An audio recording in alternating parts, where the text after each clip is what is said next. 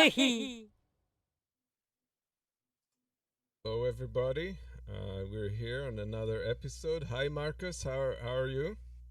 Hi, Amos. I'm fine so far. We are now in the second week of the complete lockdown here in Germany, which means that we cannot go outside in the time of 10 in the evening until 5 in the mornings. This is how we are fighting the virus. So everything is cool here, Amos. Nice that you're asking. So, So, yep. another week. Another Another week. week. Let's look who is in chat. Oh, there's Barbara. Hi, Barbara. Our little family is around. Human Love Solidarity. There's Dan McCartney. Yes. Hey, how are you guys? Well, Amos, how was your week? Well, I'm keeping busy studying neuroscience, backyard horticulture, keeping myself busy, building my raised beds, preparing for doomsday. All right. But Not nothing necessarily which. in that order. All right. Okay. But nothing which would over exceed your expectations of the past week, right? We'll come into this a little bit later. All right. First of all, I would like to say a big thanks to Keith, who was with us last week, and he wrote me a nice email. I'm sorry that I didn't have the time to answer it yet. I actually found it today because it was somewhere in your spam folder. I don't know how. Sorry.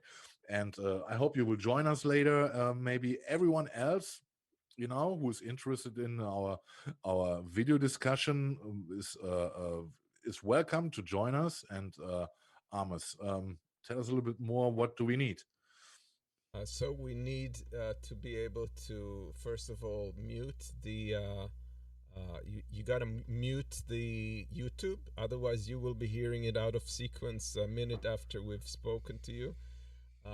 So that's important to get your audio straight from Zoom, not from YouTube.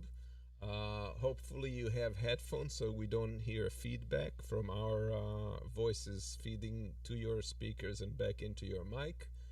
And basically,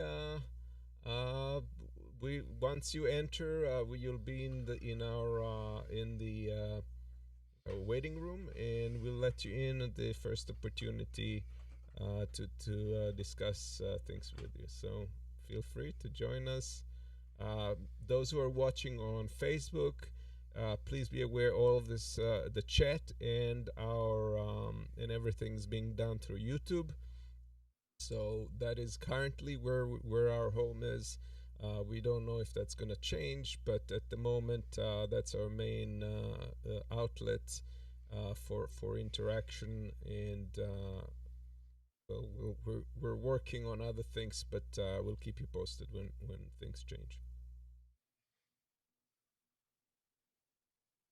All right. Okay. Barbara just tells us that our audio is both a little bit low.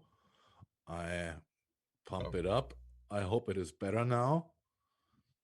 Please tell us if it is better now, Barbara, and everyone else in chat. Thank you very much. Well, Amos, it was a funny week we had, right? It was interesting things happened in Germany. We'll come to this a bit later. Amos has the first 100 days of Joe Biden in his segment.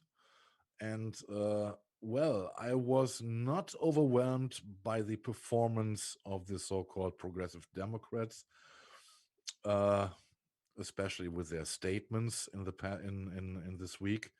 And I'm looking forward to have a nice discussion with Amos about it, because we all know that he has a more strategic approach to this. And honestly, I have a more emotional approach to this. So I'm looking forward to have a nice discussion with him. And I hope that you guys in chat will also be part of this. We'll have an eye on this. All right, Amos. Yep. Okay. So, all right, let's start with the first segment, which I called "We Wanted Fighters, and all we got are these lousy bedside carpets." We had this topic a lot of times in the past week. and I'm sorry that that it is again a topic, but I can't help. I don't make those stupid comments, and we have to address this um, because we all, I think, not we all, but I think most of us dedicated a lot of time, and I think a good number of people invested a good part of their money to get those people elected, and well, they were asked what they think about the first 100 days of the Biden government, and it was, in my opinion, it was surprising, and at a certain point, one of those comments were scaring, and it left me speechless, and we will see this a little bit later. Let's start. We have to with the front woman of the squad of the progressive Dems, and let's hear what AOC had to say about this. One thing that I will say is that I do think that the Biden administration and President Biden has definitely exceeded expectations that progressives had. I'll be frank, I think a lot of us expected a much more conservative administration.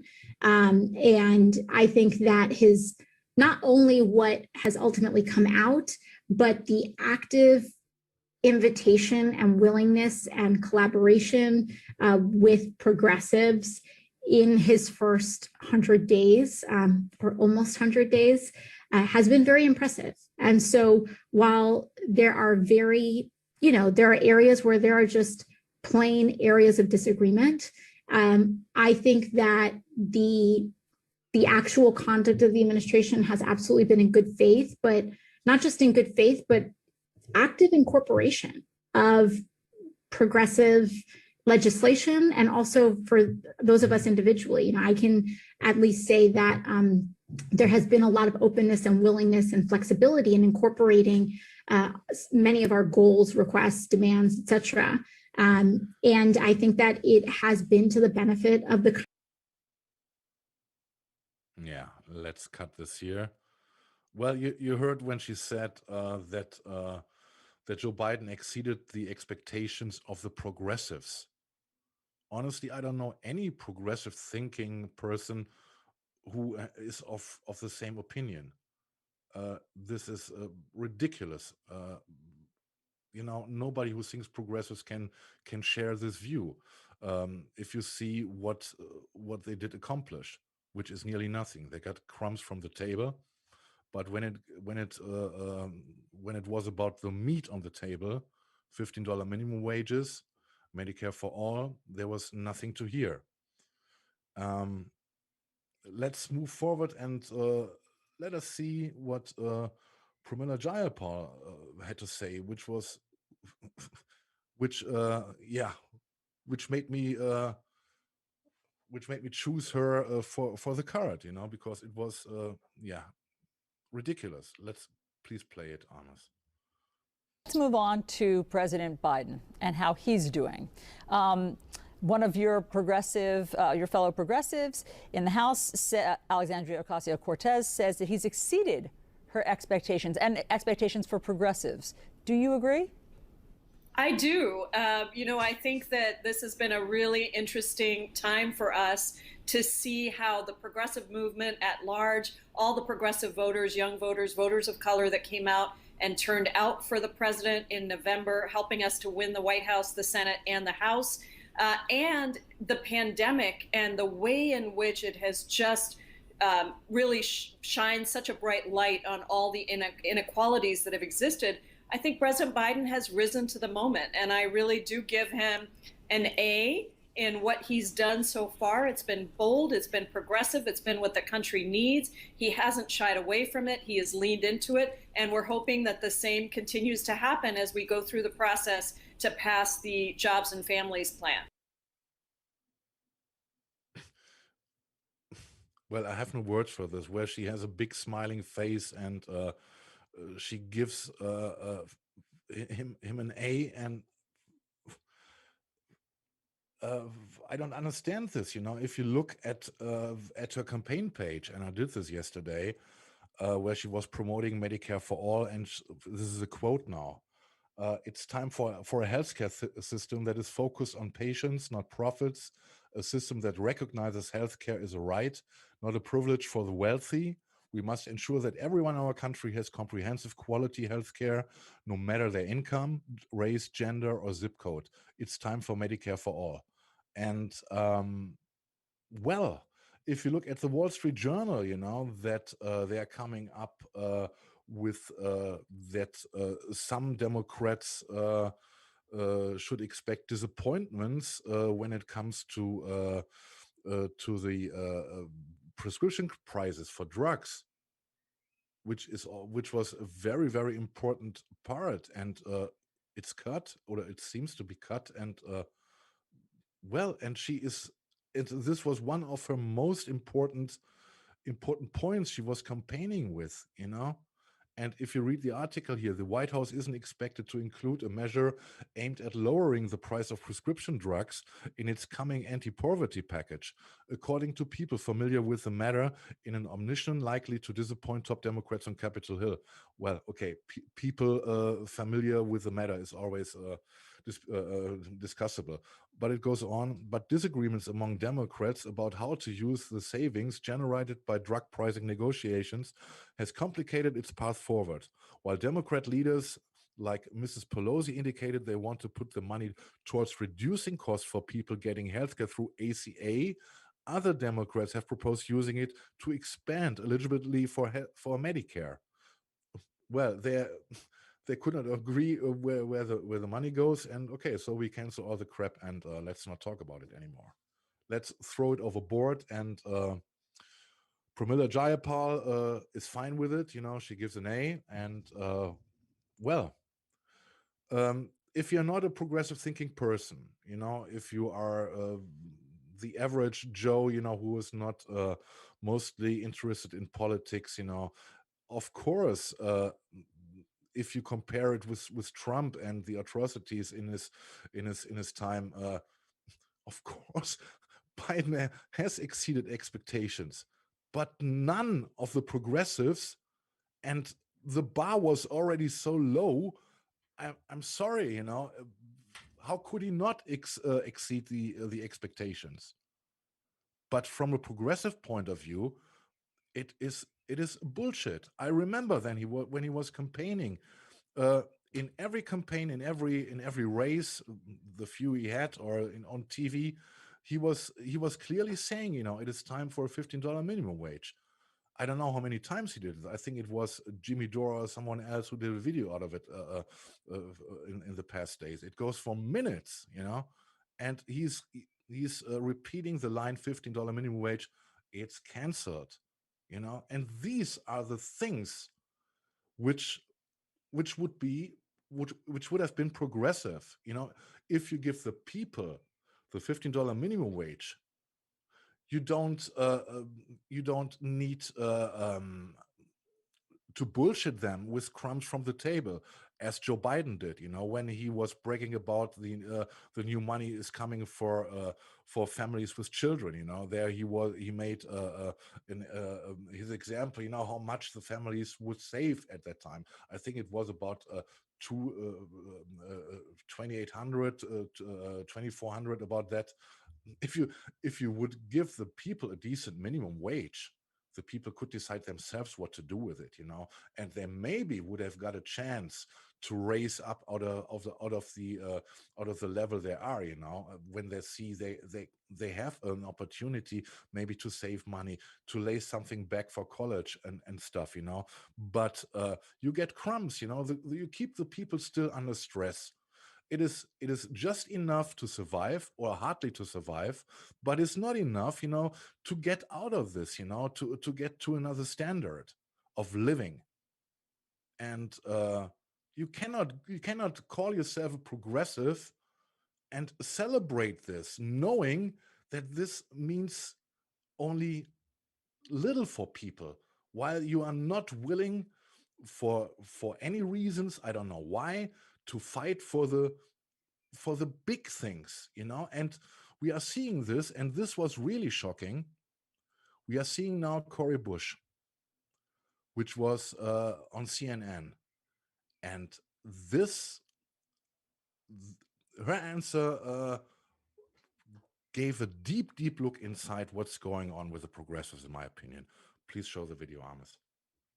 Senator Joe Manchin from West Virginia has essentially, used what seems to be a veto power against a lot of progressive priorities, including some of the ones that you've mentioned. But in the House, Democrats have this 2-seat majority. There are 6 members of the squad, of which you are a part. What's stopping you from flexing that same power for your agenda? You just said you would vote against a compromise on qualified immunity. Are you prepared, and the rest of the squad prepared, to use that kind of veto power that you have if you vote as a bloc? I'm prepared to do whatever is needed to make sure that that our agenda moves forward. But I can't speak for the rest of the squad members. At the end of the day, my sister Rep. Ayanna Pressley says it all the time. You vote alone, and you're voting for your districts. So you're voting for the people. There you have it. She got the question. She shrugs her shoulders, and she says we are voting alone. So I'm asking myself, where is the communication? Where is any sense of block? We know we are here, and we are asking ourselves, what are those people doing? They were sent with a certain order, if you want so, to achieve. They were campaigning for this, and then after month, and for some after 2 years, you see that nothing happened. There is absolutely no communication, and Cori Bush sits there, seems to be surprised by the question, and says, we are voting alone. I don't know what the others are doing. Are you serious? I think this was the last straw, if you want so. What can we expect from those people? We got another one. We got Jamal Bowman, being on Newsweek. You are one of the 4 Democratic Socialists of America members in the House. Do you coordinate with other members or with the DSA about strategy? And he says, I'm in constant communication with DSA, both from the outside and members from the inside. The one I speak with the most is Congressman Ocasio-Cortez, speaking both formally and informally about policy and advocacy work. He's talking about mainly most Congressman Ocasio-Cortez. Okay, but he has nothing else to say. Some insights. Next question. You are also a member of the Congressional Progressive Caucus. Do you feel the caucus has been successful in pushing Congress and Biden further left? Yes, I do. But it's also a work of the organizers, DSA and Justice Democrats as well. Yes, especially the Justice Democrats. Third one. There have been some calls from DSA activists and other leftists for the Squad and Progressive Caucus to take a harder line, even threatening to withhold votes. Is that something you or other progressives might do? He says, I see it as a strategy, and we collectively decide that we are going to use it, we will definitely use it. As there is no collective, they won't use it. It's simple math. And then we have Ilhan Omar celebrating the crumbs which fell from the table. That's the power of organizing. Let's keep going. I have no words. I have no explanation for this. I don't know if it takes so less time to become a career politician. I don't know. I'm lost with this. And what I'm really concerned is the one person I think I can trust, that she stands for what she says, is Nina Turner. But I'm really afraid that once she get elected, she will follow the same path. And then I don't know who else could be. Then the progressive movement is dead. It is relabeled by the establishment Democrats, and that AOC is so fine and with what's going on, that she says she is in discussions, and there is a lot of teamwork and stuff. A couple of weeks ago, we talked about this, about the strategy of the establishment. They make them feel fine, they're patting their bellies and make them feel comfortable. That is the strategy. They make feel themselves important, being called into committees and stuff, But when it goes about the meat, nothing. Now, Amos, I know that you are waiting for your part. I see also that Kevin is waiting in the waiting room. I'll let him in Oh, a cool. minute. Cool. But I wanted to weigh in on this. I see it a little bit differently, of course. I don't know if the strategy of praising the administration is the best, although from a behavioral standpoint, we do want to encourage moves to the left, and there's certainly been moves to the left and moves to, like in reconciliation, to the progressives. They don't reach far enough, of course, in our opinion, way short of what the end goals should be. However, there's no denying that there's been movement in the progressive direction that exceeds anything that's been happening in the last few decades since FDR. So it's important to recognize it in order to I mean, if you want to encourage that, you do have to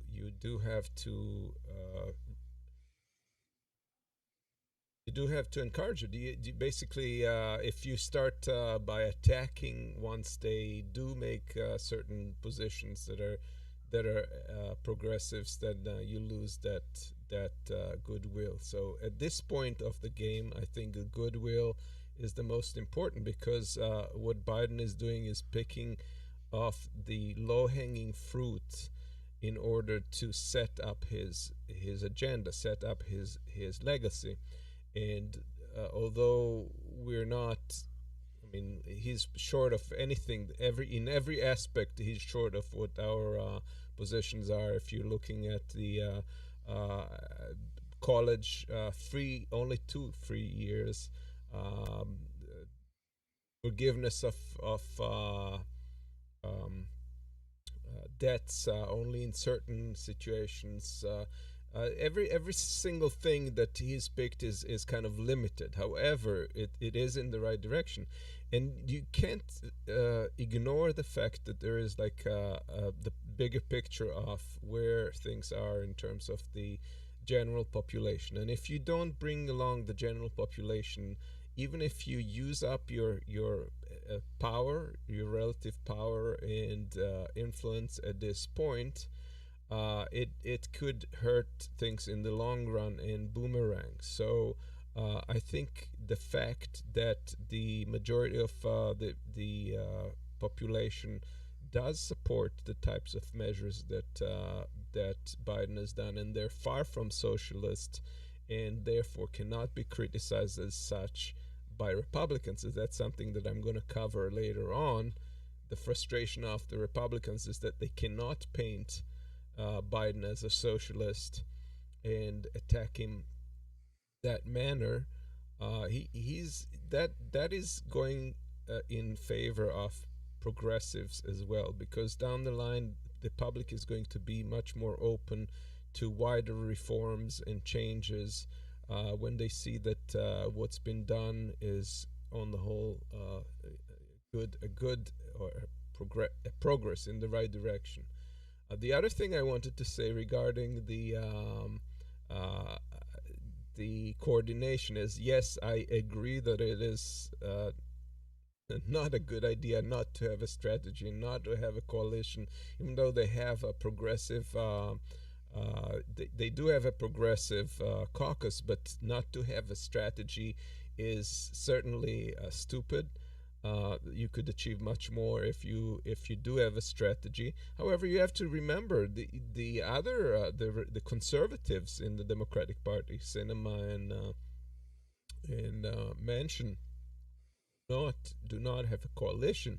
However, I'm sure that they coordinate behind the scenes as to what their positions are on each of the bills. They oppose things that are going too far in their advantage.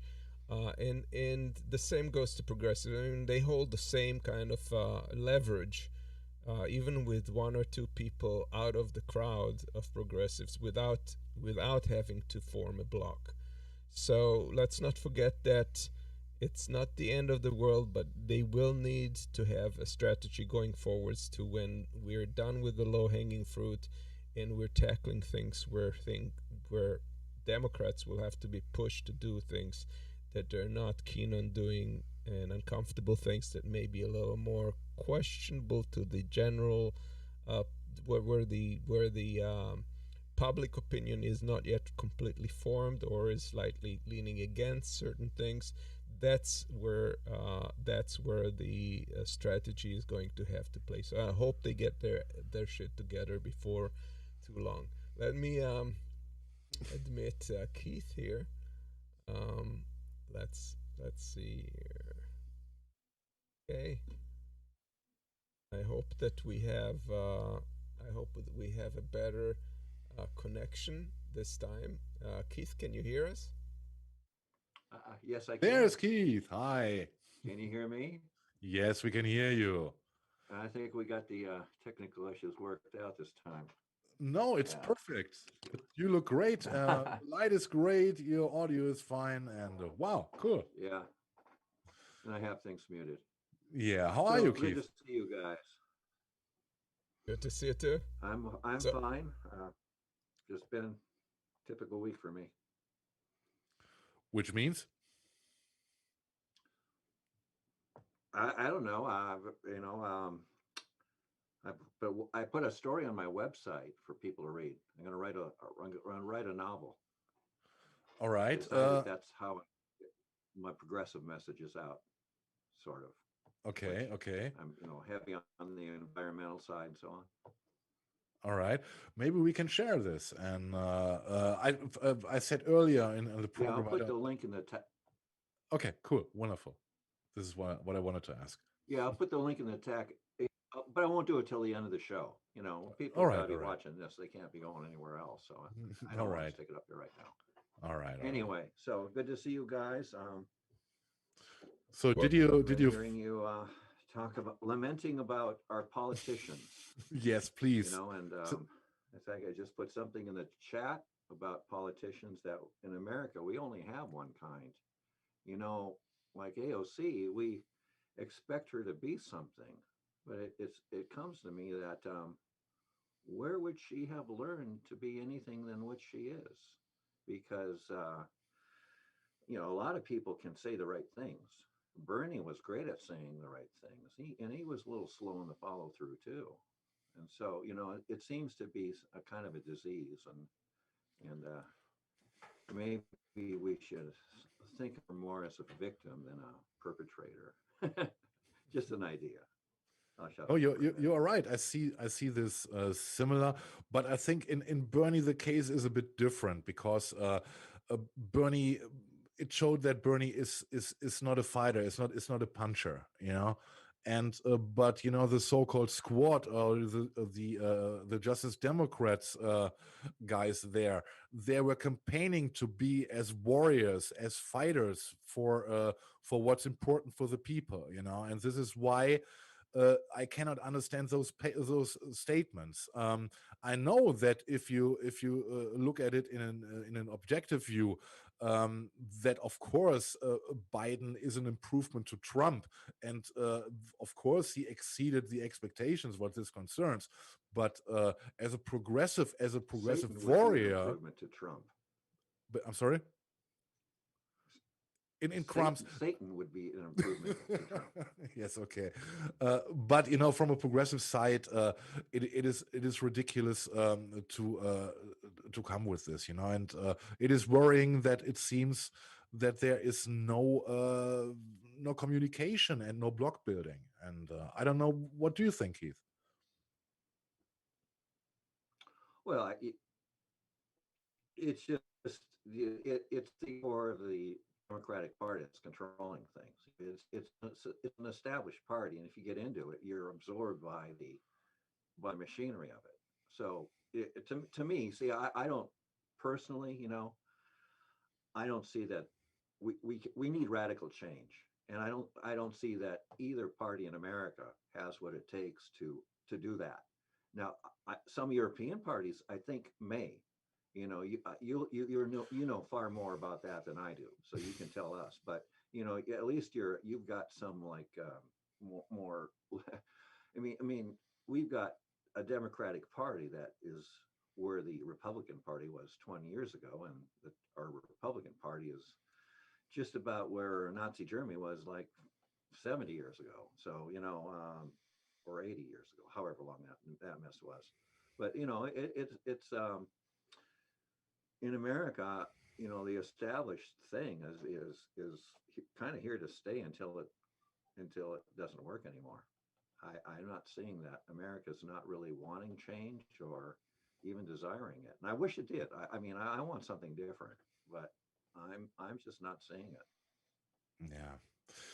Yeah. Thank you for this input. What Europe, or especially Germany, concerns, I don't see a change neither, to be honest. What I'm afraid of, that the only change we would see in Europe would be a radical right-wing change. If you look, for example, to France, if Macron fails, who is a failure itself with his En Marche party, much of criticism about him. If he fails, it's very likely that Front National, Le Pen comes into government, which is the right-wing party there. I don't fear this for Germany because our right-wing party AfD is too weak, and there are too many blockheads and idiots around. Thank God. But it is the same situation might happen in the Netherlands. We see it already happening in Austria. We see it in Poland, in Hungary, and this is my concern. I don't expect. I don't see a progressive movement comparable here in Europe. So don't have too much expectations on Europe. No, I'm sad to hear that. I mean, I think all of us would like to know that it's happening somewhere, since we all know it's not happening where we are. Well, with that said, though, and terrible. I'm sure Markus is going to cover that later, that it looks like the Greens are on the way to possibly govern Germany. So I wouldn't be that pessimistic on the other hand either. I think it's a mixed bag, isn't it? Yes. Markus? It is, but it is only a party, and if you see a party has not anymore the power it had decades ago. The law is written by the system, and as long as we are living in a system which is based on capitalism, we cannot do the measures which would be needed to save this planet, because selfish interests, money is in the way, and this is our human nature, and so I'm very, very skeptic that we would see this, at least in our lifetime, a change to this, because in my opinion it is system based. Capitalism is the opponent, the clear opponent to any far-leading measures to save the climate, to save the planet. My opinion. I totally agree. Capitalism puts money in control, and that's it's characteristic of America. And we were just talking about politicians. To get elected to any office that's serious in America, you've got to have the bucks and the backing of one of the major parties. And if without that, you're not going to get anywhere. And well, what's wrong with that? Well, what's wrong with that is money is making the decisions then. And Exactly. money does not care about And people. it is not different in the US. It's not different in Europe. It's not different in China. It's not different anywhere, and that's the problem. And well, that's our human nature.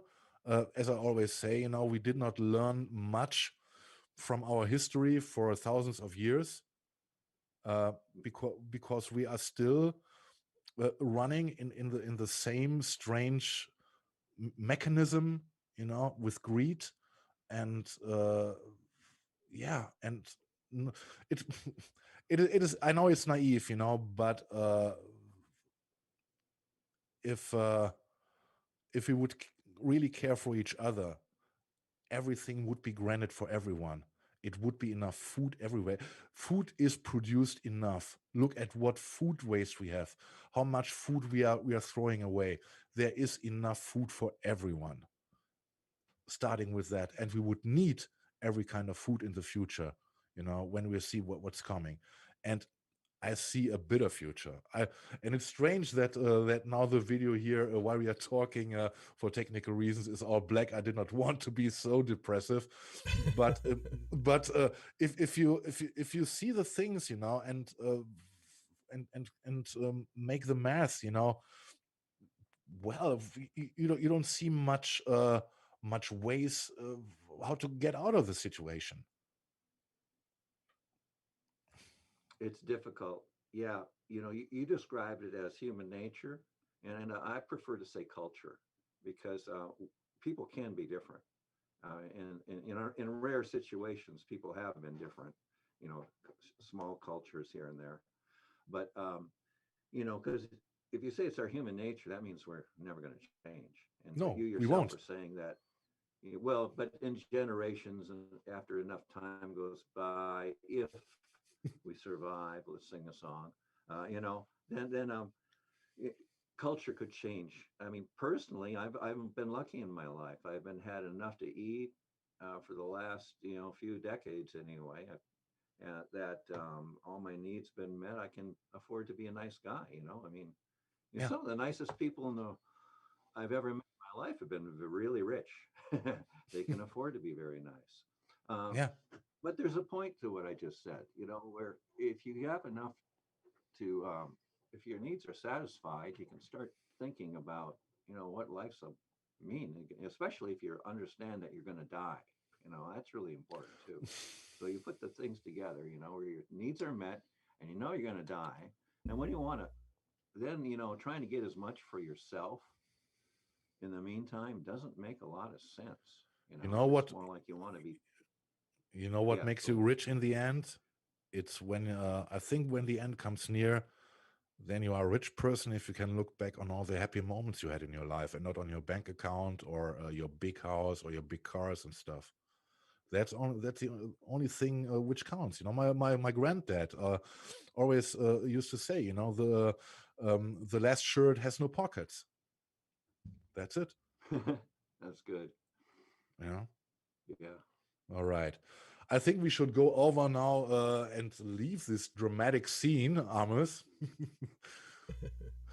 early on Saturday Okay. morning or Saturday noon for you guys in the US. And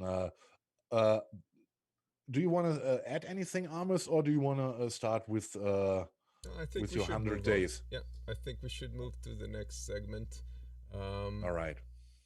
Yep. So Talk to you later, Keith. Then. Will do. all right. So yeah, we're. I wanted to give a review since everybody's doing a review of the 100 first days of Biden. Of course, the biggest achievement is there was no Trumpsidents. But other than that, there's enough to say about it. Besides that, so of course, whoever watched it noticed that there's some symbolism in the symbolism in the background, where both women, both women behind him were actually women, as opposed to men. So that was something that was celebrated purely from the symbolic point of view. So that's good optics. The issue here is that, like I said before, Biden has moved in leftward positions and done actually pretty bold things. However, not done not done as much to be labeled as socialist. You cannot look at what he's done so far and say that he's a socialist, and that's a real serious problem for Republicans who are not sure how to eat it. They're afraid to not clap. Here's a cartoon that exemplifies what I'm saying. So the GOP is saying, I can't clap for Joe Biden, but if I don't clap, it'll look like I don't like what's good for America. But I've been good friends with Joe. I'm gonna clap. But if I do clap, Trump will primary me. And then Biden says, my fellow Americans, we're on track to get back to normal. And he's, don't clap, do not clap. So that's pretty much, I think, indicative of how Republicans, the pickle they're in. Even in the rebuttal after Biden's presentation, that was kind of a lame follow-up, where the GOP candidate had to basically, you want to read this? No, but I will. Okay, Senator Tim Scott's rebuttal.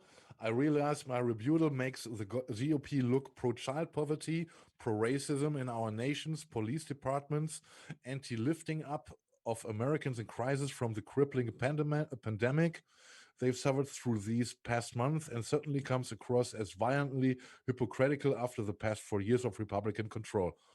But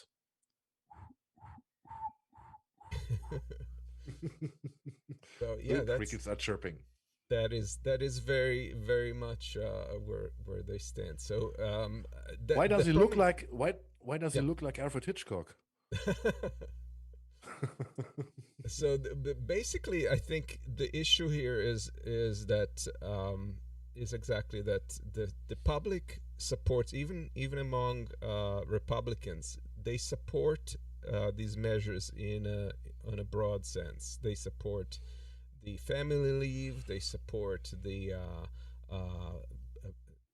aid to people on a private basis. They support a lot of these things, and even the critique from Republicans saying how this would exaggerate, like create a debt and so forth, doesn't sound true even to most Republicans, aside from maybe the most hardcore Trumpists that cannot see the irony of it, because Trump was among the administrations that mostly increased our deficit. So turning around and saying now, after they have given out billions of dollars to corporations and to trillions to the wealthy in tax credits and so forth, to turn around and say that these are the issues, you should look at this is really blowing up our deficit. It just doesn't sound true. So to anyone who's even mildly observing the events, so they're kind of in a bind, and for that reason they've started to look at different things that I can say that doesn't invoke that kind of thing. So for example, here's Tucker saying election stolen, Biden meat ban, Kamala's book given out at the border, and that's the herd immunity from truth. I don't know if you've noticed in the news, but Fox News was trying to paint it as if the administration was promoting ban on how much beef you could eat, which is not even like, it was a recommendation by like an independent organization saying that was dealing with climate change, and they were suggesting that in order to curb climate crisis, reductions in meat consumption should happen, but it was nothing to do with policy. The Democratic Party or the administration had nothing to do with it and have not even addressed this. And so this whole bullshit argument they tried it. I think it fell flat. We had the same discussion with the meat ban here in Germany a couple of years ago. Yeah. When I don't know who it was. It was either from the big coalition we have, from the SPD, from the Socialist Party, or from the Democratic Party. They were also, the suggestion was to have in the companies, in the canteens, to have one veggie day where they would offer only vegetable stuff. You cannot imagine what broke down on them. The government wants to prevent us from eating meat. They wanna tell us what to do. You cannot imagine what was going on. It was the next day. It was off the table again, right? Yeah. It was the same bullshit discussion you are having right now in the U.S. But of course, I mean, the whole cancel culture critiques and all of that. It's like they're trying to say something to remain relevant, but they can't attack this administration because it's been careful what it has been doing in order not to be labeled socialist. So there's an advantage to that as well. And I want to point out, I heard Biden say something very astute, actually. He said his observation was that all the successful presidents in the past have their success was due to timing, and I take that as an indication that it's not whatever he's proposing right now is not necessarily the end of all pushes, but it is strategic political approach, and I think that he may surprise us in the future based on that observation. So we'll see. Of course, we have to take everything with skepticism and suspicion, but I take that kind of insight as an interesting point. Here's another cartoon that indicates what's going on, and here Tucker says, after lurking underground for 17 years, is it any surprise they're choosing to invade our neighborhoods now? And that's the Biden cicada crisis. Yeah. And also Tucker Carlson, the feds want you to stop consuming partisan red meat. It's funny to see that the cartoons that come out on the conservative sides, and here's one that's presenting Joe Biden's $6 trillion spending caps, and not 6 billion, and the whole thing is bullshit. Make elitists rich again. I mean, I don't think anyone in their right mind can accuse Biden of that with the current policies, although we may think he's not going far enough. Make government daddy again, well, and make America beg again. What the heck are they talking about? But that is the kind of vitriol you see in. I would buy the Kira cap. What's keep elitists rich again. Well, because this is the situation we have. I don't know. I mean, there's been movement towards curtailing some of that, but we'll see where it goes eventually. My American Family Plan is for the children, and you see the record death and the baby carrying that pork belly. And that again, and he's presented here as a communist with the red cap, and that again, obviously, is a complete misrepresentation of what it is. So they're trying. I don't think it's sticking. And here's another one with Donkey emptying Charlie Brown's lemonade jar.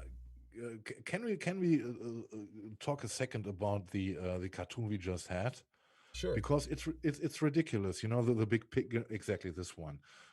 It's the same discussion we're having here in Germany. You know, the Socialistic Party is always the party who is seen by conservatives, you know, as those who are throwing the money out of the window, you know, and burden so much death on the future generations. You know, I want to raise the question: does anyone believe that any country will ever repay the debts? I think it's a giant scam.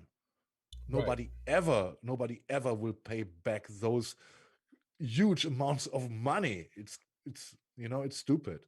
No, and the system is built on that premise that it keeps growing. The economy keeps growing. If it ever rolled back, we would be like Easter Island, would collapse. But the thing is, we don't even have to build to increase the debt. As we know, the debt is just the choosing of the government to borrow money in order to cover printing. Of course, that's just a choice. And look at the trap, you know. Yeah. Look at how much money it would need, you know, if there were an honest intention, you know, to put on a real Green New Deal, you know, with every consequence. Right. Can you imagine how much money this would be? And the argument would be, no, we cannot save the planet because it would burden too much debt on the shoulders of the future generation. Of course, it's fucking absurd. Crazy. Of course, it's absurd. The whole thing, and the fact that now they're waking up to the debt while they didn't mind that it was increasing the debt when they were giving out tax cuts to the rich and billions of dollars in aid to companies, banks and companies that did not need it, and made a landfall, a watershed profit on this. So it's obviously it's a complete bullshit argument. But that's where they're trying. But again, we're not. I don't think it's sticking with most Americans. Maybe with some diehard Trumpists, but I don't think they can sell it very well, and that's why they're in a pickle. Yeah. Let's get Keith into this. Keith, what's your opinion on this? You're muted. You're muted, Keith. Amos, can you unmute, or is Keith did he mute himself?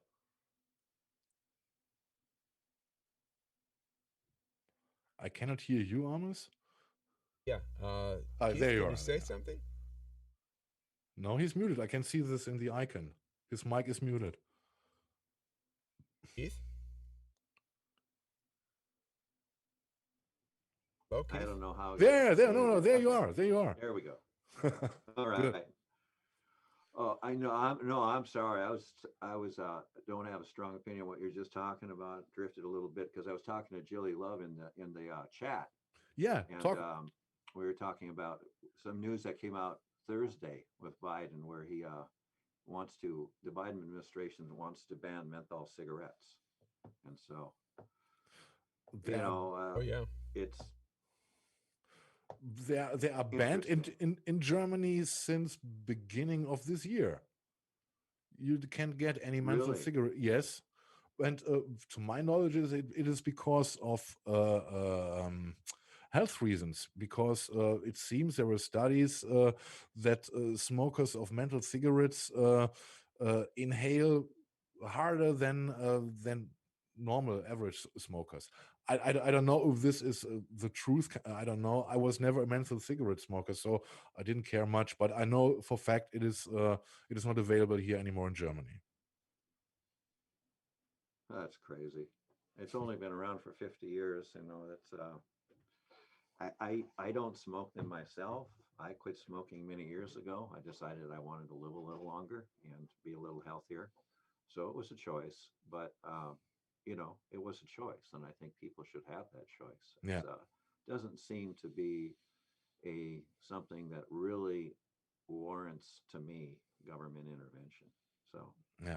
But then anyway, again, so I'm sorry. So I don't have an opinion about the. No, it's cool. what It you is were it is asking nice about. that you give an insight on what's going on the chat, because this is, it's sometimes very hard to concentrate on what you're saying and have an eye on the chat, and it's great that you are here and have a look on it.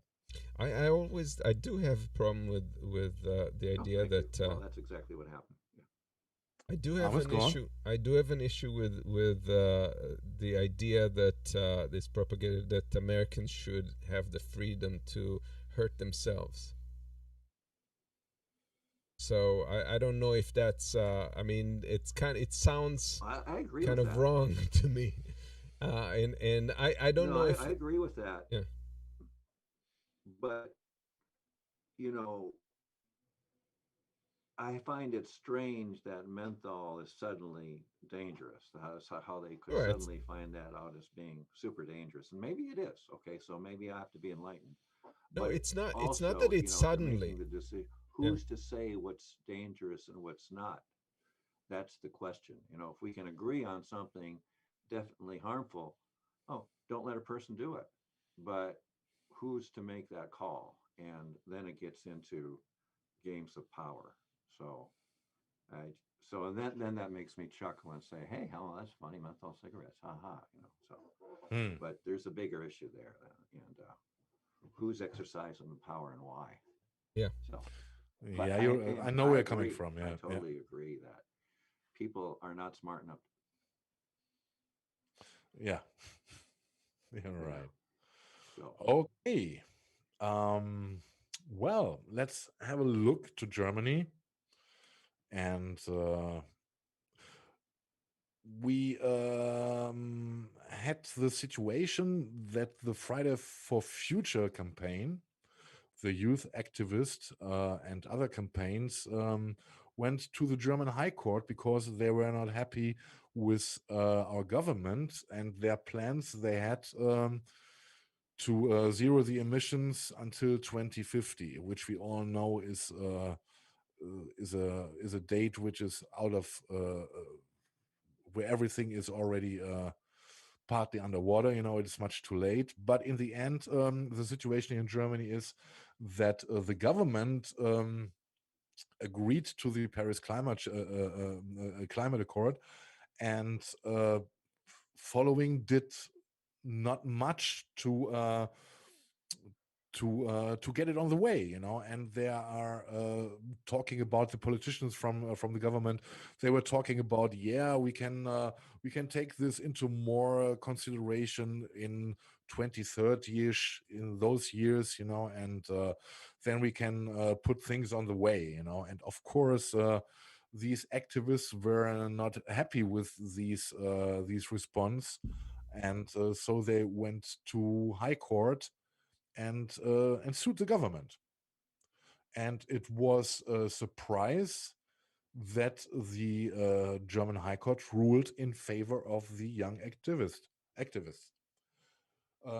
There's the article from the New York Times, and it says Germany's High Court ordered the government to expand a 2019 law aimed at bringing the country's carbon emission down to nearly zero by 2050. Ruling on Thursday that the legislation did not go far enough to ensure that future generations would be protected. The decision by the country's Federal Constitutional Court came as a rebuke to Chancellor Angela Merkel's government, which drafted the law but only included detailed goals to reduce emissions through 2030. They wanted to buy time. I don't know why. It makes no sense, but they wanted to put it on the long bench, and the article goes on. A quote: the appellants, some of whom are still very young, have had their liberties violated by the challenged provisions. This is the official ruling text. ordering the government to revise the law by the end of next year to clarify and specify targets that reach beyond 2030 to preserve fundamentally liberty. The legislature should have made provisions to mitigate this burden. This is a clear approach, and now you can imagine that our government is a little bit struggling, what to do. I think it is nothing of concern for our current government, because they are leaving in fall, and the next government will come. But I think it's a very strong call from our highest court, and I think not every party would be too happy about this, especially the Conservative Party, would be was flattened out, surprised by this call, by this decision. The article goes on. The law under scrutiny in the court case aimed at meeting Germany's carbon emission. The law under scrutiny in the court case aimed at meeting Germany's carbon emission targets under the Paris Agreement, a pact by 189 countries to try to prevent the world's temperature from rising. The German law included a raft of measures, such as a 60 billion spending package, a fee system for carbon emissions, and taxes to make flying more expensive. But the law only stipulated how reductions should be reached over the coming decade. Decisions about how and how much to reduce carbon emissions between 2013 to 2050 were left open to be decided in 2025. Well, this is nothing our activists would deal with. They want to have a concrete answer, in a window which is closing faster and faster.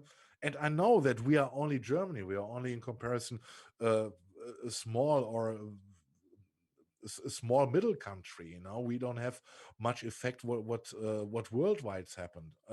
But as we are based on the system we are having, we should put everything we have into finding devices to bring clean energy to the people, and to promote this, and to bring it to other countries.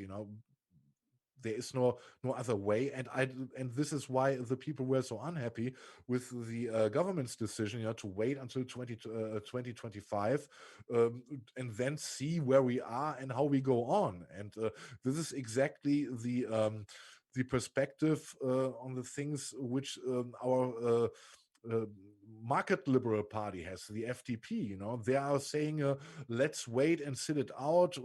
We are optimistic that progress will bring the solutions with the time which is coming, and this is pretty naive, and nothing which the activists were satisfied with, and this is why they addressed the court, and it goes on. In their suit, the climate activists had charged that by failing to lay out a long-term strategy with clear targets for reductions through when Germany aims to be carbon neutral, the government was effectively kicking the can down the road and risking the freedom of future generations who would have to live with the consequences. And this is exactly the point, And there was another incident which came out, which was also considered. We here in Germany, especially in the Bavarian part of our country, they are very proud of the mountains, of the glaciers we have. And the latest studies show that it would take maybe 10 years until all glaciers are gone. And this was also a very, very important point, as it seems, for the court to judge and say, no, this is nothing we can accept, And there is one Thorsten Glauber, he's the environment minister in Bavaria. He says the days of Bavaria's glaciers are numbered, earlier than we previously believed. and unless action is taken to speed up Germany's attempt to reach zero emissions, Mr. Glauber says the last Alpine glacier in Bavaria could disappear within 10 years. And this would be the clear visible sign for everyone, that we are in the middle of a dramatic change, of a catastrophe. What we would feel with what we are now feeling is with changing temperatures, etc., would be clearly visualized for everyone to see, that the mountains are free of any ice.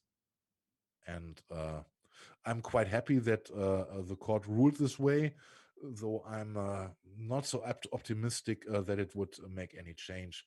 We discussed the reason earlier today. But it is at least the courts showed a clear sign to side with the youth activists. And this is at least a good one. All right. Shortcuts.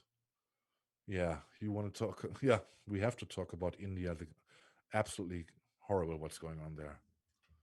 Yes, horrible news from India.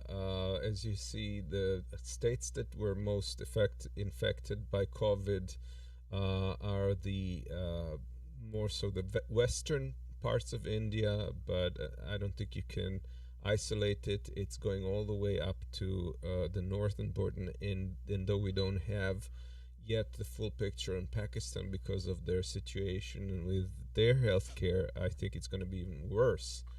And I've heard like individual stories from Pakistan, and it sounds just as every bit as bad as India. Whoever, if you haven't looked at images from India, they're absolutely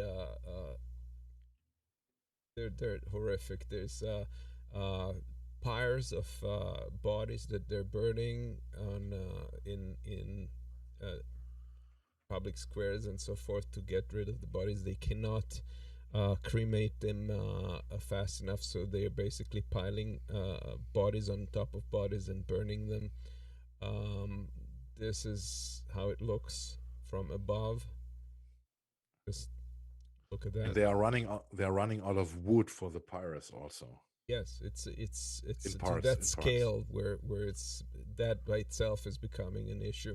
Their hospitals look like this. They're packed. They cannot accept, and those are the lucky people that get admitted, because a lot of in a lot of hospitals people are begging for them to take them in, and they don't, and they die in the parking lots. And it doesn't, and at least it doesn't matter much if you're in a hospital or at home or in the street, because most of them are lacking already of oxygen. And that is the other thing. Oxygen is one of the issues. They're just running out of oxygen, and the problem is that a lot of it has to be transported. They're trying to build oxygen generating stations near the hospitals. It's a whole other issue. They're running out of beds. They're running out of. They don't have the medical components to make the vaccine, even though their vaccine system is one of the biggest in the world, but they cannot generate those vaccines because they don't have the raw materials. So that's another issue. And it's just everybody, like the healthcare, they're running out of healthcare workers. They cannot sustain this pace of action. It is absolutely heartbreaking. And this is what the entire world was afraid of in other parts that actually now happened in India. It caught up with them.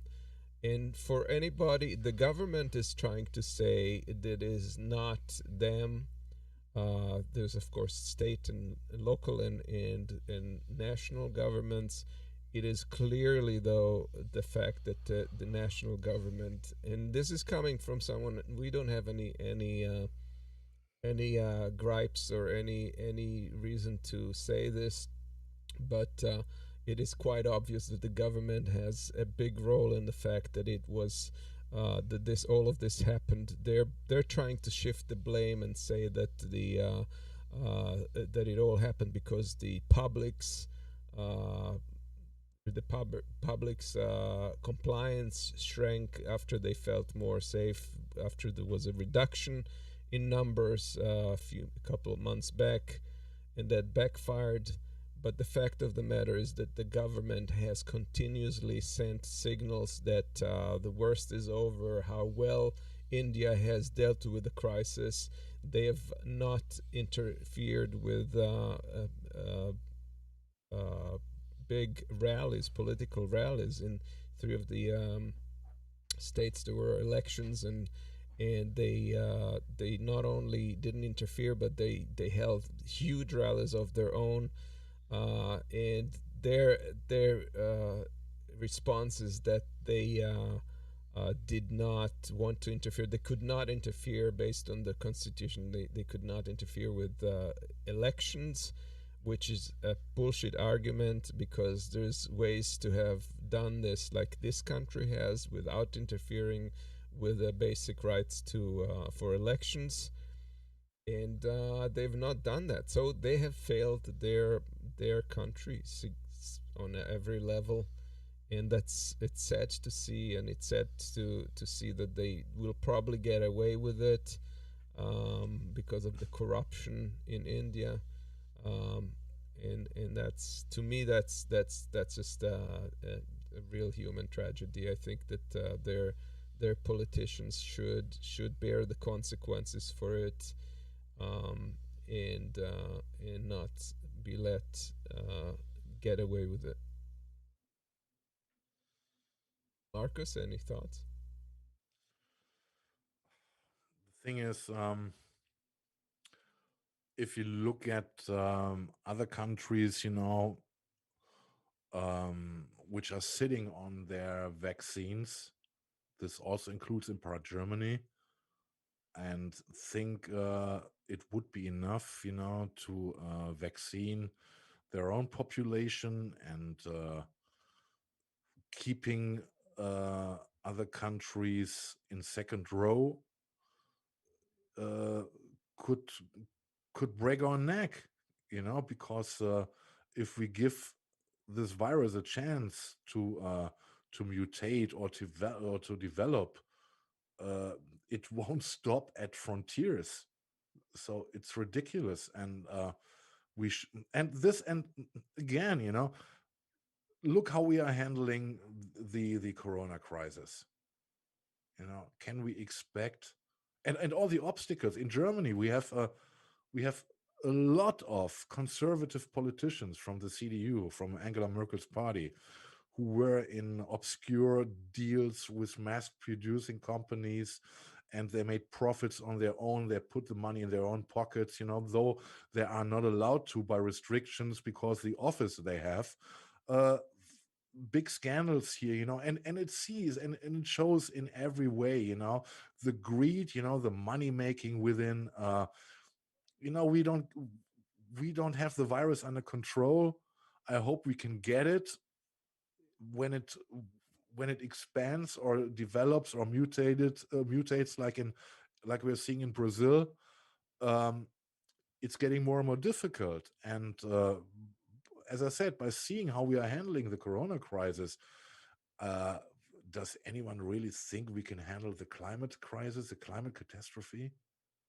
Well, we better. We have no choice. But I that's the one thing that, in addition to everything, the problems in India is that there's a new strain that they encountered that apparently acts quite differently than the other strains. It bypasses the immune system. As a result, it also is not affected by the early signs are that it's not being affected completely by the vaccines, which I know none of us have the stomach to go into another wave of this, all from scratch, and wait for a booster, although the booster is supposed to be more readily developed because we already have the base vaccine. But nevertheless, to wait for the whole rollout of a new vaccine, I don't know who has the stomach for that, but that look appears at the moment to be coming down the pike, and that's bad news as well. Yeah, it is. We will see where it goes. Hopefully, we can get the virus under control. Yeah, and we are going back to Germany, and Amos already teased it. This might be, to say it like this, the new Angela Merkel. This is Annalena Baerbock, and she is a Green politician.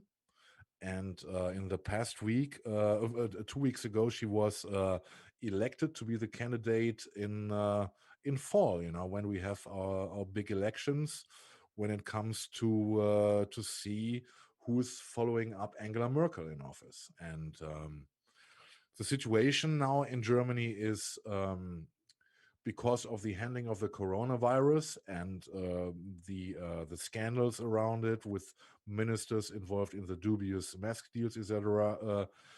The CDU, which once profited from Angela Merkel's reputation and is suffering.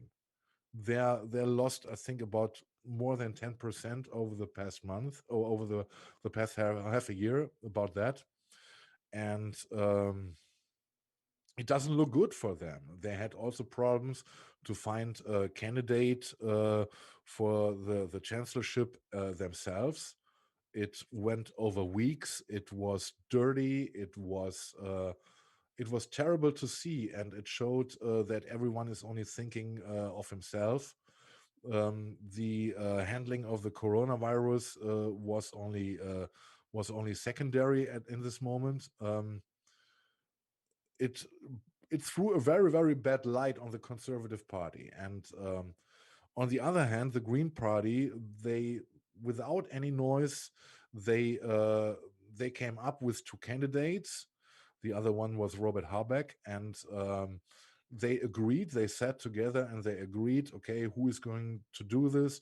And they came to the conclusion it would be best that Annalena Baerbock would be the candidate. And well, it went without any noise, no dirty laundry. It was perfect, and they are profiting from this very much, especially in the past 2 weeks, where you could see that they got gains from the conservatives, from the Social Democrats, and it was very impressive. And the latest poll says, you can show please slide 52.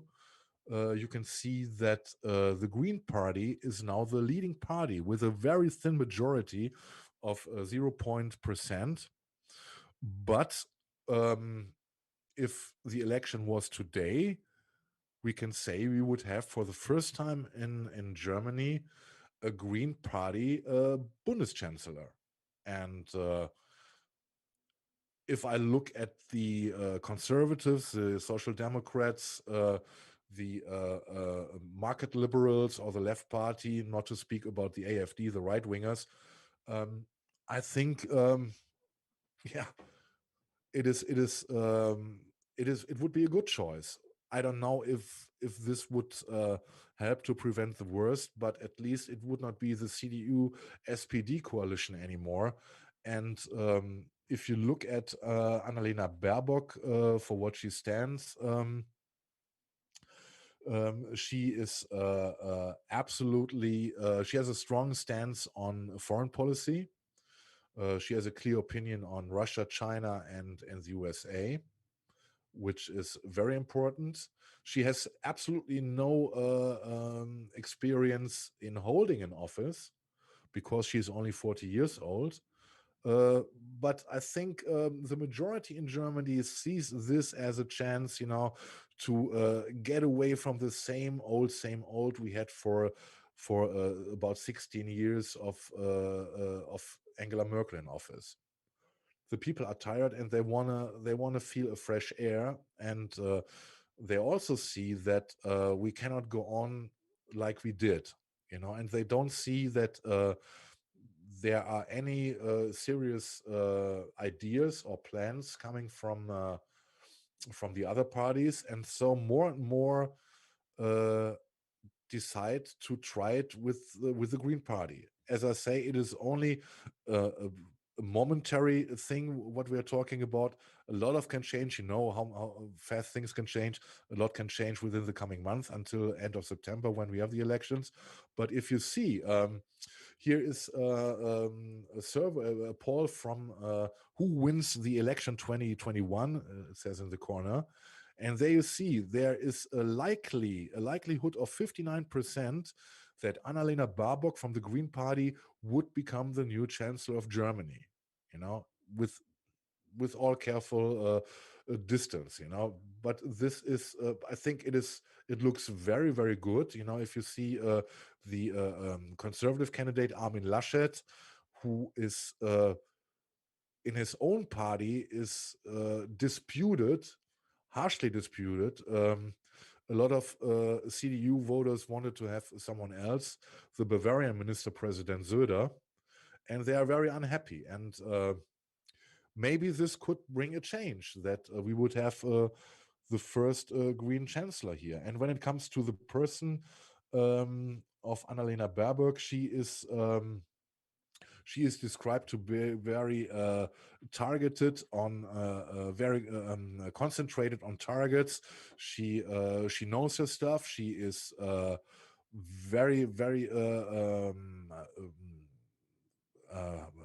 I don't know the word exactly. She is very into the details. She's very into the details of the things she is dealing with, and she has a quite good approach. She gave some interviews when the decision was made, and she has a very sympathetic note. You know, she has a very personal approach to people. She doesn't usually talk the politician speech, and she's trying to have a more direct approach to the people. And we will see where it leads, and I'll keep you informed. And maybe in fall we really have a surprise here in Germany. And what about the BlackRock candidate, Markus? We've spoken about more. Well, yeah, the BlackRock candidate, this was Friedrich Merz. Okay. 2 months ago there we had 3 candidates for the Conservative Party. These were two candidates. This was Armin Laschet, who is now the candidate. It was Markus Söder from Bavaria, and it was Friedrich Merz. Friedrich Merz, a former member of Angela Merkel's government. But she kicked him out more or less unfriendly because he did not walk along Angela Merkel's line, and she decided it was best to go separate ways. And he never forgot this. He's a very conservative thinking person, and his economy knowledge is mostly based in the 90s. You know, to privatize things, you know, to save money, etc. You know, things every other economist, meanwhile, had thrown overboard. You know, he sticks to this, and he has a very he's very attractive for the conservative, for the very conservative, a little bit right-wing oriented voter space of the CDU, but he completely failed when it came to the speeches where they had to present themselves, and he was voted out. And when he disappeared, suddenly there came more and more talks about Markus Söder, because he seems to manage the COVID crisis in Bavaria so perfectly, and he was on every TV and how he does things, etc. If you're looking in the details, you see that Bavaria is doing exact the same shit as everyone else. You know, they have the same horrible COVID numbers as the other parts of Germany. But he is very conservative. He's an opportunist par excellence. He always has a good touch to what people want, you know, to the demand of people. And exactly this is what he echoes. But he has no backbone, you know. He goes with the wind, you know. And I'm personally happy that he's not the candidate, you know. I don't like Armin Laschet, and I don't like Markus Söder, but Söder would be the perfect opportunist in the thingy, always blaming the others. He he never does any mistakes. He's I don't like him. He's a despicable politician, in my opinion. But Marcus, to me, that signals that in Germany, I think it's encouraging that the big money has not won their way in that regard, and they have to kind of play along and figure out how to make the best out of the situations that they find themselves in. So it's a difference between the US and Germany in that regard, and I think that's kind of a good thing. It even goes further. The big companies here in Germany are more and more unhappy with the Conservative Party, with the CDU, with the Angela Merkel government, because they are seeing nothing is developing. They know they cannot keep the status quo. They cannot go the way they went. So meanwhile, there are a lot of big companies, CEOs, who are pushing, to the Green Party, that they are showing sympathy with the Green Party. Of course, they want to influence them, but there is not such an opposition against the Green Party as we would have seen this only 10 years ago, for maybe. More and more of the big leaders, of course, they are also fathers, and they have families, and they also get pressures from their children, etc. And it's a cultural change we are seeing here in Germany, and if you look at the BBC article in the second passage, it says, but after 16 years of distinctively green tinged and Chancellor Merkel, she's phasing out nuclear and coal. Germany has changed. The mainstream is greener and the Green Party is more mainstream. So anti-green cliches seem dated and could insult voters. This was in context to another thing, but it shows that the society in Germany had really changed to a more greener mentality. In how far this would help us is another question, because as you say, to achieve this goal, the Green Party had to be more mainstream, and not to be as radical as they had been at the beginning. Yeah. And now we are coming to something which also happened last week. We talked a lot about racism in the US. We saw horrible things happening there. Charlottesville, many other things of right-wingers. And this incident happened in a tram here in Germany. I think it was last Thursday. There is a young, I think it was, I'm not sure it was Berlin. I'm not sure anymore. Anyway, there is on the right, you can see the back of a young refugee, 17-year-old, coming from Syria, and there's a guy standing in front of him, and the translation doesn't meet in every point what he says. He is even more despicable, and if I gotta warn you, it is not nice to see, but it is also part of the reality we have here in Germany. Please run it. Noch eine. Du Dreckvieh. Hä? Fang an zu flennen, Junge, du Fotze, Junge. Du kommst ja mein Land, Junge. Hä, du Fotze. Hä? Du kleines Dreckvieh. Verpiss dich einfach dahin, wo du herkommst, du verfrückte Fotze. Friss Scheiße, du Dreckvieh. Ruf nach deiner Mutter oder nach deinem Papa, Junge, du Fotze, Junge. Nee, mach ja nicht. Frag mich noch einmal, was ich von dir will, Junge. Mach einfach deinen Kopf runter, wenn ich nächstes Mal vor dir stehe, du Dreckvieh.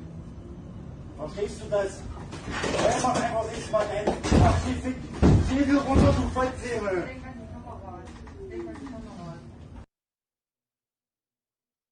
Yeah. He says, You are coming to my country. This is also my country, and I don't want to have those subjects in it. We don't know how many people were in that tram at that moment. We don't know who recorded it, if it was a man or a woman. At least he or she informed directly the police. This asshole got identified. He's in jail now. He's facing a lot of charges. He is also police known for some stuff. I don't know exactly if he has a history with racial stuff, but this is absolutely not tolerable. Or other people, and you can hear at the end other people saying, and somebody, a female voice says, "Put away the camera." Yes, exactly. There's a woman who is warning him that he should be aware of the camera, and she is as guilty as this guy. Yeah, and I have no words for such an inhumane, dumb behavior without any empathy, attacking a kid, a 17-year-old kid. And the kid is now at home, and he doesn't want to leave the room anymore. Understandable. Because of those assholes. Well,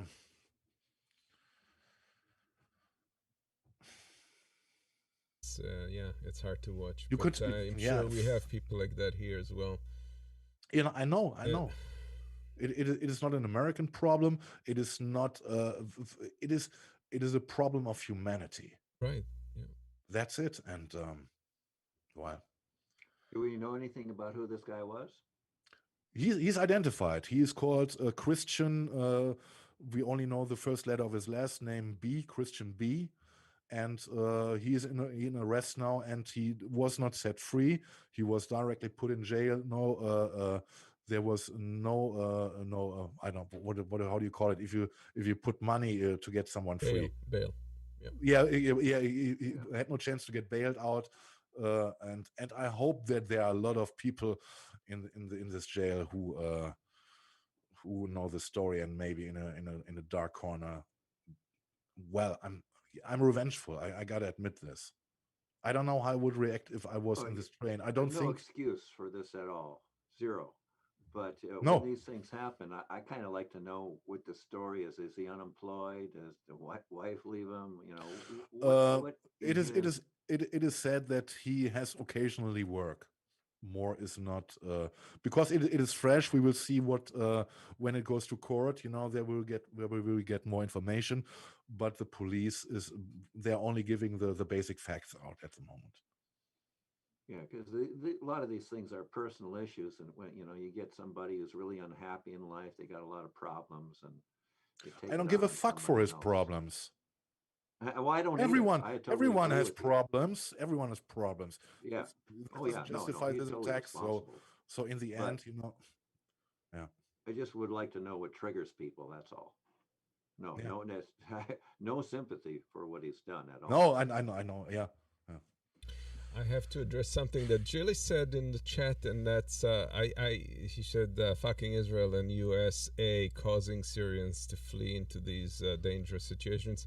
That's one situation where I don't think you can blame either one of these. It's a Syrian problem that created, unfortunately, where the US didn't act fast enough under Obama to turn this around. And we're seeing the consequences for that. It has very little to do with Israel and very little to do with the U.S. other than that. It's always the fucking stupid governments, you know. It's when we're talking about fucking Israel, fucking USA, we are not talking about the majority of people. We are talking about the governments. Yeah, but even when it comes to the governments, the government of Israel has stayed out of Syrian affairs entirely, maybe more so than I would have liked. I would have wanted them to support more of the I mean, rebels. But I mean, Israel in the other discussion when it comes about the Palestinians, it's the same. Well, it's a governance thing, And I can't forget about the Palestinians. They're always there, and I think about them a lot. Yeah, I do too. But that's a different issue. I just wanted to. But in the end, Israel though, you've got conservatives in the government, and so who have no heart for them at all, and and I think some pressure should be put on them to force some decent treatment, and I don't see that as a separate issue. Palestinians and well, it's a separate issue to the Syrian refugee problem. That's that's definite. Sure. Yeah. Anyway, it's hard to transition from that to satire, but we got to move on. And North Carolina body cam law. Yeah. Hide in your shell, huh? Transparency, openness, answers, truth, justice. What's your rush? That's a cartoon from Kevin Sears. Yeah. And the same topic for the worst visual effects, the transparency.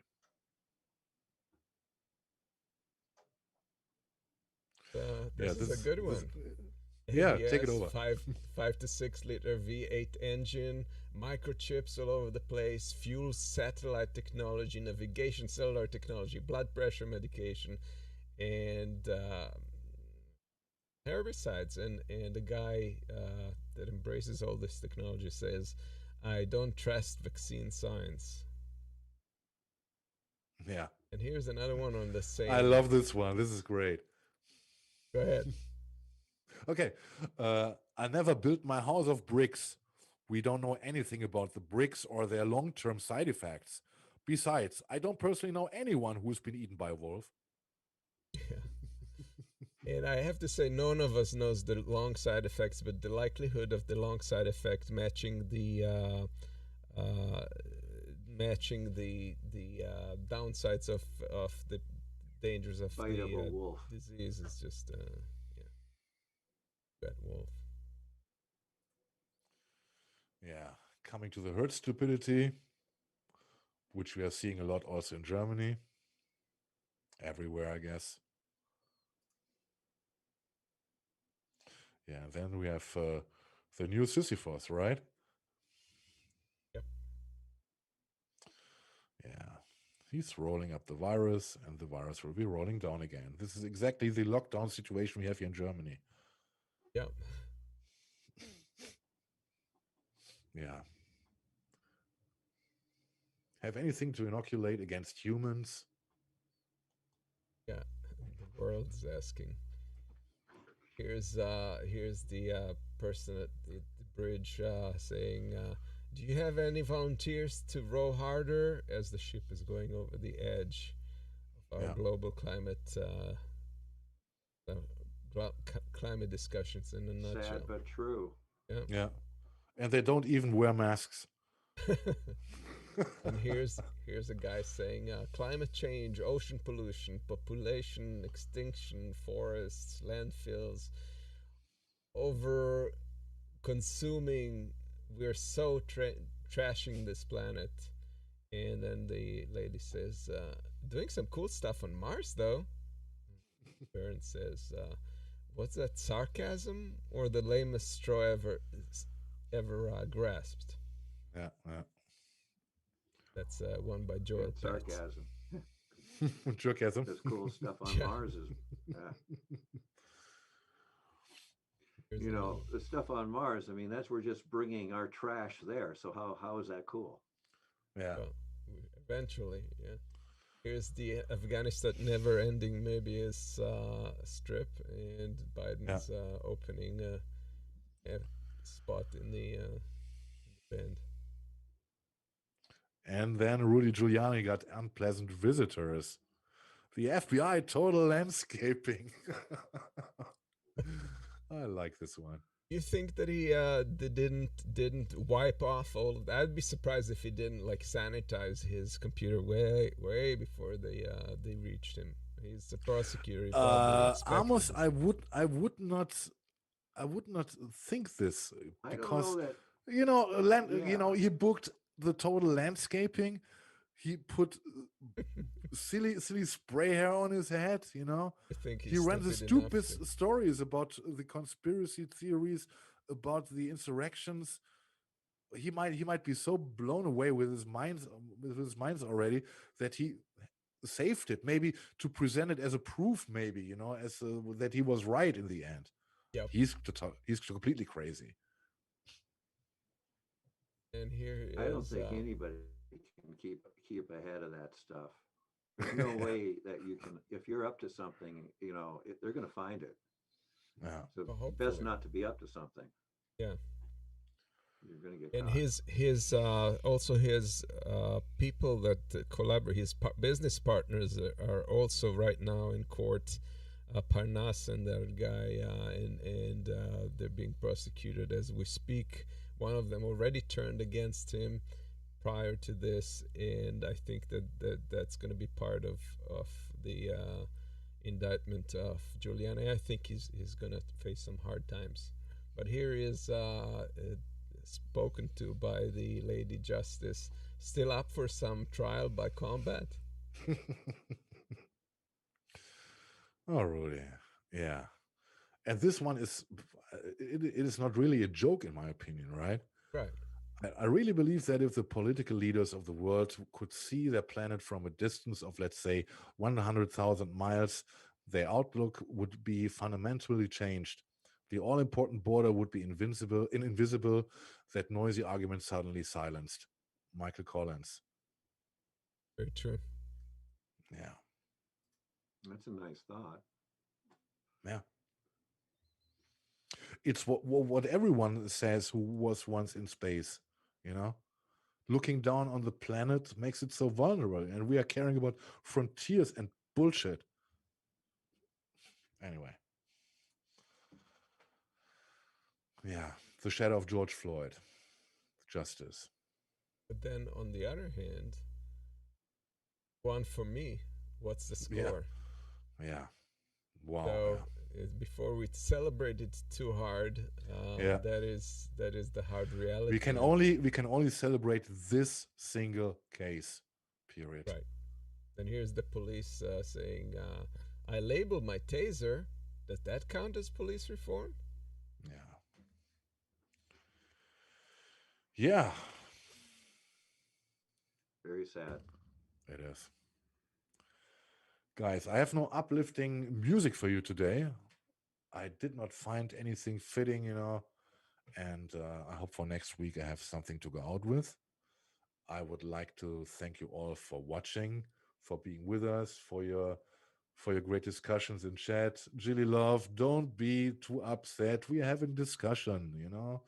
We gotta endure different opinions and yes, accept them. And well, saying this, I would like to thank Keith for being with us. I hope you would like to come back, you know. And I would like to thank Amos. Maybe you can come back because I'm only seeing myself. Well, if he speaks, Keith.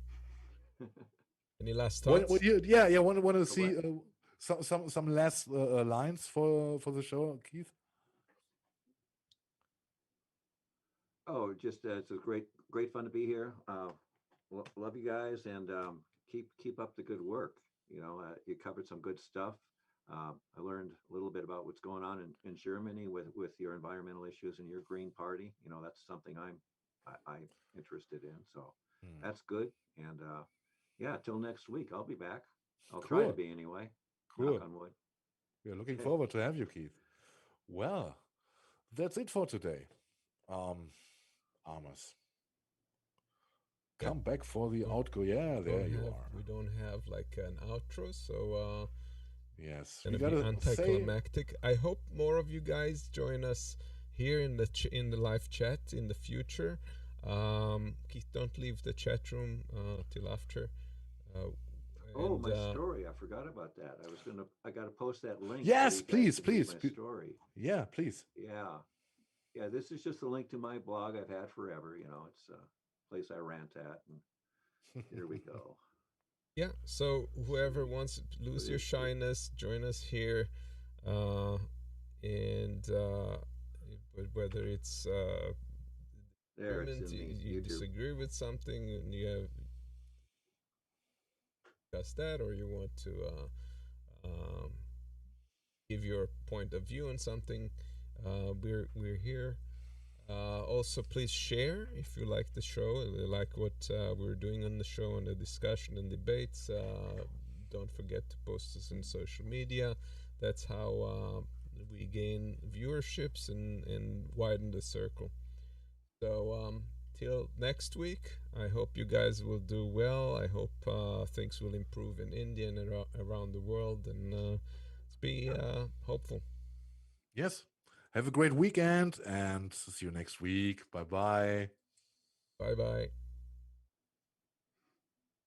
Bye.